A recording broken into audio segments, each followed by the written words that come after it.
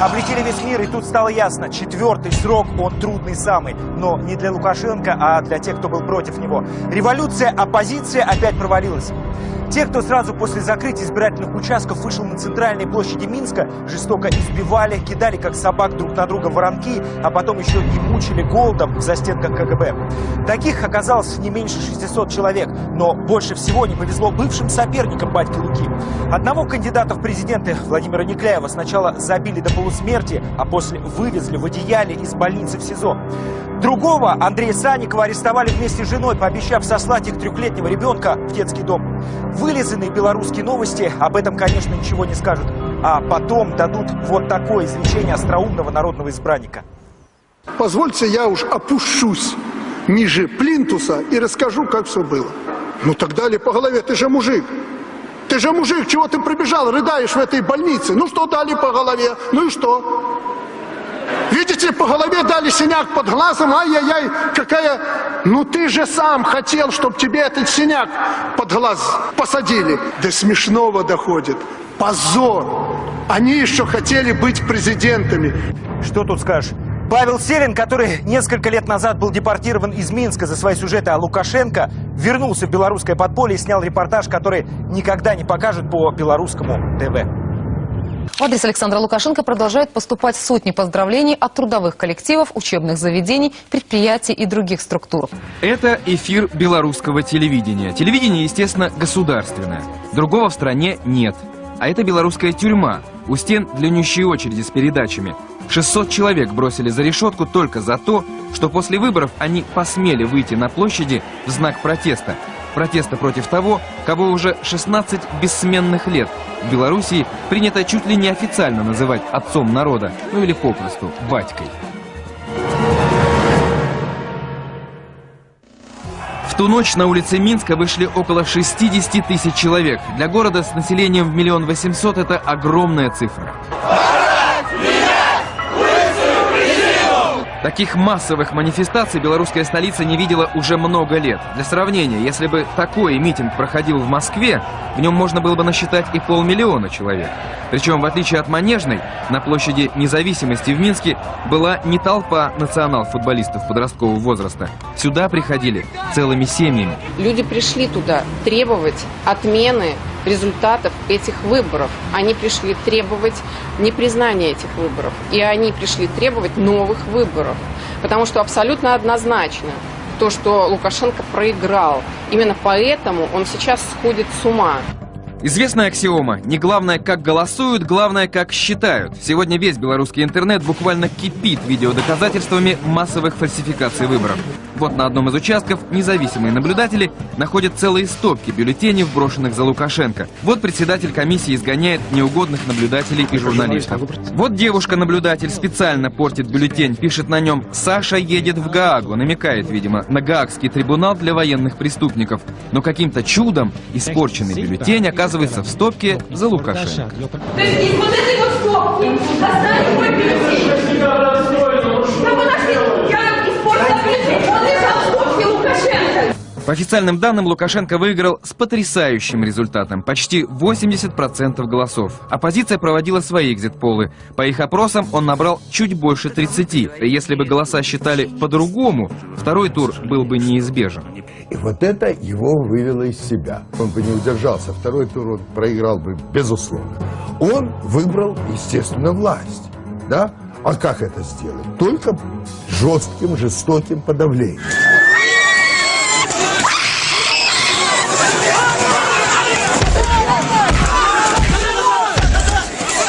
Такого жестокого избиения в Минске давно не было. Били всех без разбора – стариков, женщин.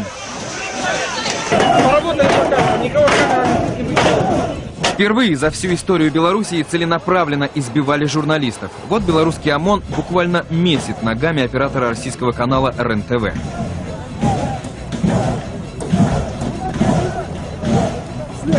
Поводом к избиению стали разбитые стеклянные двери Дома правительства, в котором в этот момент заседала Центральная избирательная комиссия.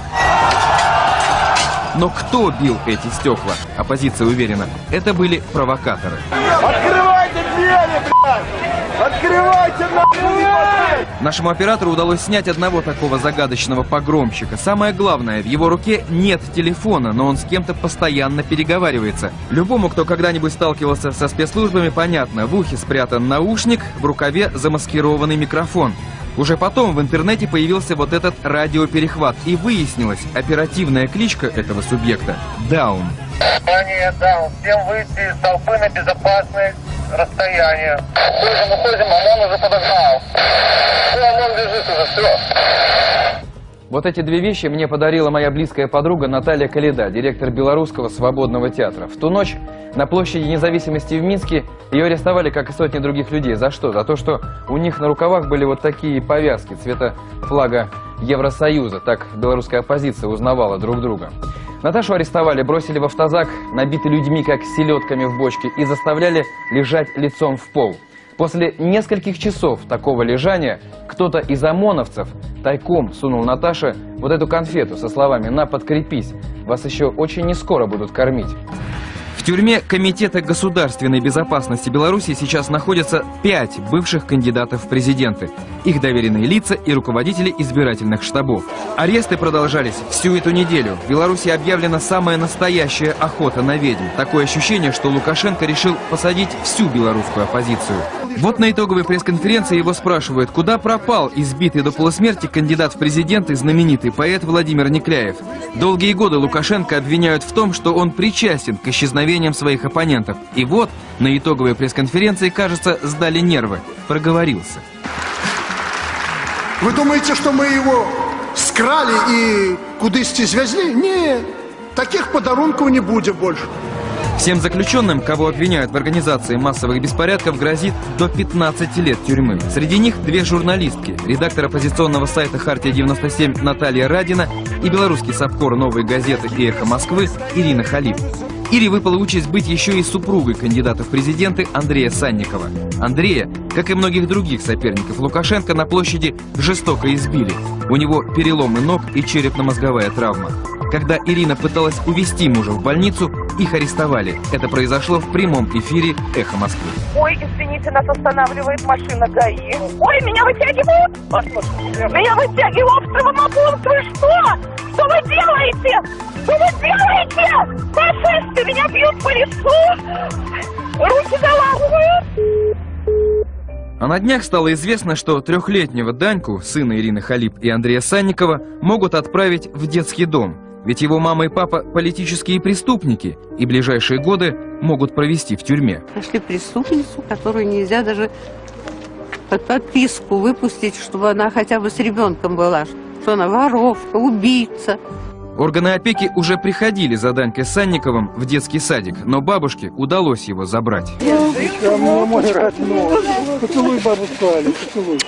Маленький Даня знает наизусть все марки машин. Его любимое занятие – смотреть на работающие самосвалы и путешествовать на минских автобусах. А когда вырастет, он хочет стать саксофонистом.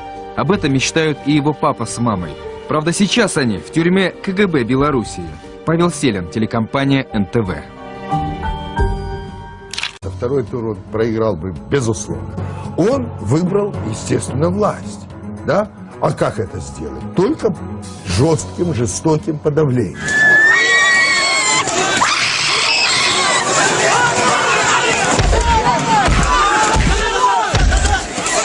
Такого жестокого избиения в Минске давно не было. Били всех без разбора. Стариков, женщин. Впервые за всю историю Белоруссии целенаправленно избивали журналистов. Вот белорусский ОМОН буквально месит ногами оператора российского канала РЕН-ТВ.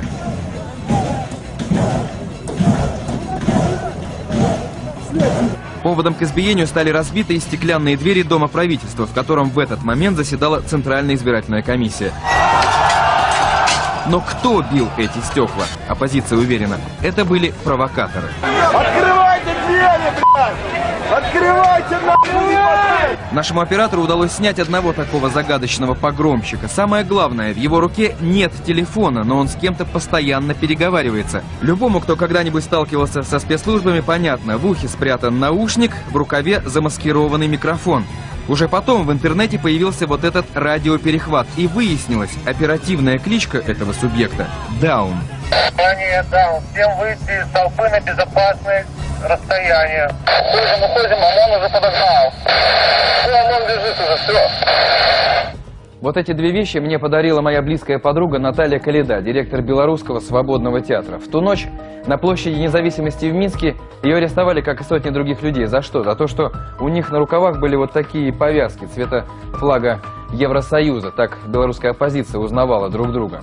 Наташу арестовали, бросили в автозак, набитый людьми, как селедками в бочке, и заставляли лежать лицом в пол. После нескольких часов такого лежания кто-то из ОМОНовцев тайком сунул Наташе вот эту конфету со словами «На, подкрепись, вас еще очень нескоро будут кормить». В тюрьме Комитета государственной безопасности Беларуси сейчас находятся 5 бывших кандидатов в президенты. Их доверенные лица и руководители избирательных штабов. Аресты продолжались всю эту неделю. В Беларуси объявлена самая настоящая охота на ведьм. Такое ощущение, что Лукашенко решил посадить всю белорусскую оппозицию. Вот на итоговой пресс-конференции его спрашивают, куда пропал избитый до полусмерти кандидат в президенты знаменитый поэт Владимир Некляев.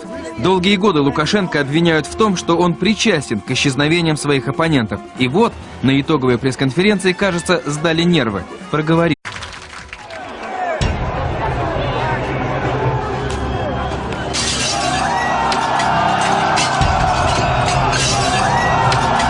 Эти кадры облетели весь мир, и тут стало ясно. 4-й срок, он трудный самый. Но не для Лукашенко, а для тех, кто был против него. Революция, оппозиция опять провалилась. Те, кто сразу после закрытия избирательных участков вышел на центральные площади Минска, жестоко избивали, кидали как собак друг на друга воронки, а потом еще и мучили голодом в застенках КГБ. Таких оказалось не меньше 600 человек, но больше всего не повезло бывшим соперникам батьки Луки. Одного кандидата в президенты, Владимира Некляева, сначала забили до полусмерти, а после вывезли в одеяле из больницы в СИЗО. Другого, Андрея Санникова, арестовали вместе с женой, пообещав сослать их 3-летнего ребенка в детский дом. Вылизанные белорусские новости об этом, конечно, ничего не скажут. А потом дадут вот такое изречение остроумного народного избранника. Позвольте, я уж опущусь ниже плинтуса и расскажу, как все было. Ну так дали по голове, ты же мужик. Ты же мужик, чего ты прибежал, рыдаешь в этой больнице? Ну что дали по голове? Ну и что? Видите, по голове дали синяк под глазом, ай-яй-яй, какая... Ну ты же сам хотел, чтобы тебе этот синяк под глаз посадили. Да смешно. Национал футболистов подросткового возраста. Сюда приходили целыми семьями. Люди пришли туда требовать отмены результатов этих выборов. Они пришли требовать непризнания этих выборов. И они пришли требовать новых выборов. Потому что абсолютно однозначно то, что Лукашенко проиграл. Именно поэтому он сейчас сходит с ума. Известная аксиома: не главное, как голосуют, главное, как считают. Сегодня весь белорусский интернет буквально кипит видеодоказательствами массовых фальсификаций выборов. Вот на одном из участков независимые наблюдатели находят целые стопки бюллетеней, брошенных за Лукашенко. Вот председатель комиссии изгоняет неугодных наблюдателей и журналистов. Вот девушка-наблюдатель специально портит бюллетень, пишет на нем «Саша едет в Гаагу», намекает, видимо, на Гаагский трибунал для военных преступников. Но каким-то чудом испорченный бюллетень оказывается в стопке за Лукашенко. То есть из вот этой вот стопки достали мой бюллетень. Да подожди, я испортила бюллетень, он лежал в стопке Лукашенко. По официальным данным, Лукашенко выиграл с потрясающим результатом – почти 80% голосов. Оппозиция проводила свои экзит-полы. По их опросам он набрал чуть больше 30. И если бы голоса считали по-другому, второй тур был бы неизбежен. И вот это его вывело из себя. Он бы не удержался. Снова доходит. Позор! Они еще хотели быть президентами. Что тут скажешь? Павел Селин, который несколько лет назад был депортирован из Минска за свои сюжеты о Лукашенко, вернулся в белорусское подполье и снял репортаж, который никогда не покажут по белорусскому ТВ. В адрес Александра Лукашенко продолжают поступать сотни поздравлений от трудовых коллективов, учебных заведений, предприятий и других структур. Это эфир белорусского телевидения. Телевидение, естественно, государственное. Другого в стране нет. А это белорусская тюрьма. У стен длиннющие очереди с передачами. 600 человек бросили за решетку только за то, что после выборов они посмели выйти на площади в знак протеста. Протеста против того, кого уже 16 бессменных лет в Белоруссии принято чуть ли не официально называть отцом народа, ну или попросту батькой. В ту ночь на улице Минска вышли около 60 тысяч человек. Для города с населением в 1 800 000 это огромная цифра. Таких массовых манифестаций белорусская столица не видела уже много лет. Для сравнения, если бы такой митинг проходил в Москве, в нем можно было бы насчитать и 500 000 человек. Причем, в отличие от Манежной, на площади Независимости в Минске была не толпа